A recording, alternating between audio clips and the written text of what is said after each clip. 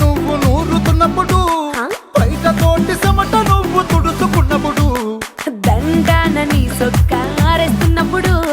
నీ ఒంటి వాసన తెగ గుర్తొచ్చినప్పుడు రెండు చేతులెత్తి చుట్టూ మలిసినప్పుడు జెండు కత్తుకొని పడుకున్నప్పుడు అలసిపోయి నువ్వు ఆవలించినప్పుడు వచ్చుండై ఫీలింగ్స్ వచ్చి వచ్చి చంపేస్తుండై